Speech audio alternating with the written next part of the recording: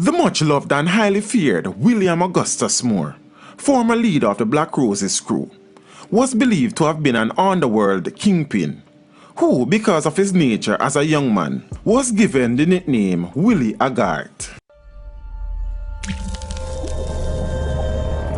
Teach them! Always make sure the message reach them! And attended the Jonestown Primary School. As a teenager, he became a member of Anthony Tingle's, more popularly known as General Starkey's, Wild Bunch gang. According to reports, he later linked up with Skengdon and the wider Spangler's posse overseas after Tingle was murdered in 1981. Moore moved back to Jamaica in 1993. There are suggestions that their forays across the dancehall stage remained secondary to their identification as a hardcore inner-city crew, headed by Willie, with reputed links to the narco culture and gun culture that formed part of Kingston inner-city activity.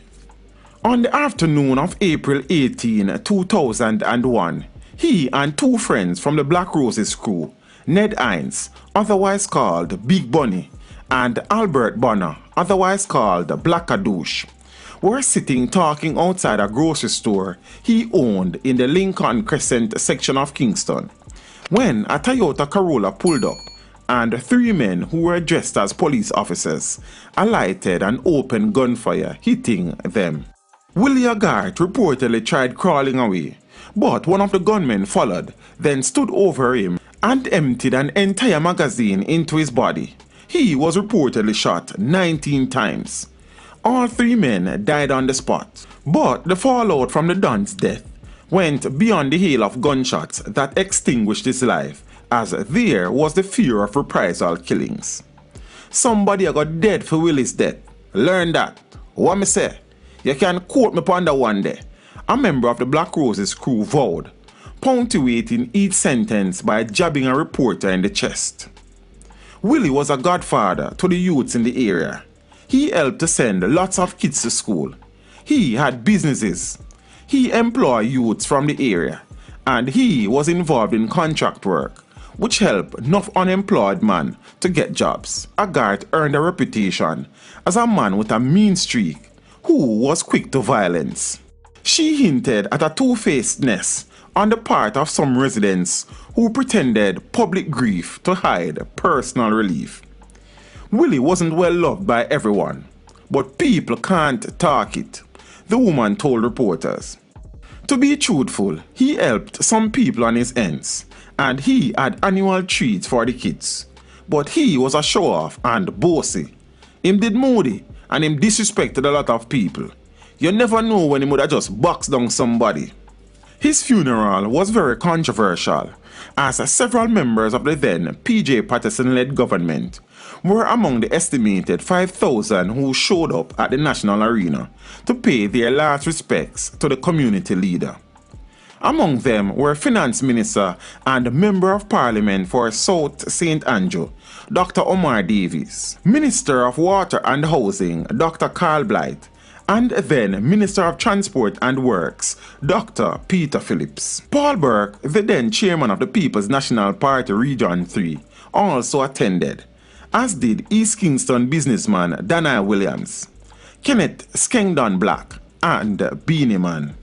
The National Arena was converted into a colorful shrine of orange and white balloons, and for about 3.5 hours, the entire stretch of road from the intersection of Artowin Drive and Statue Road down to the gates of the National Arena was blocked by thousands. Those who had been waiting anxiously to get a last glimpse of the body finally got their wish about 11:50 a.m. when the black Mercedes-Benz pulled up outside the gates of the arena.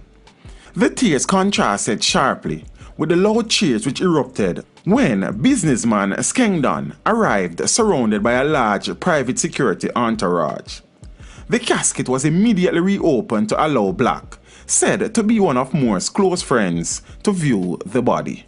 But the spectacle of a slain Don being feted by government dignitaries in the arena, usually reserved for state funerals, provoked outrage among civic activists. In his tribute to Moore, Omar Davies responded to critics of his being at the funeral service, saying, "I am here to pay my last respect to a man I met 7.5 years ago when I came to represent the constituency of South St. Andrew.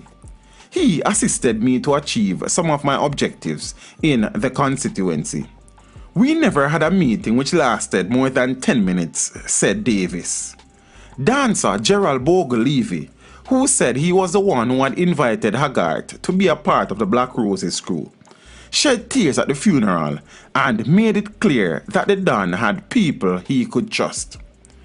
Later, under wailing sirens, the funeral procession was escorted from the National Arena by about 4 police outriders into his home community of Arnett Gardens, onto the Black Roses corner on Lincoln Crescent and Russell Road. His body was interred at the Calvary Cemetery. The infamous leader of the Black Roses crew, according to online sources, disguised a drug empire behind the dance crew, where he controlled an estimated 30% of all illegal drugs flowing through the Caribbean. The murder of Willie Haggart launched an unprecedented rush of shootings, believed to be in reprisal for his death, where an estimated 25 people were killed shortly after he was murdered. Teach them! Hey, yo, hello! Send the message and make it reach them. It's teach them. Right here, Warlord representing. Thank you for watching. Please leave a comment below. Remember to like and share the video. Don't forget to subscribe for more awesome content.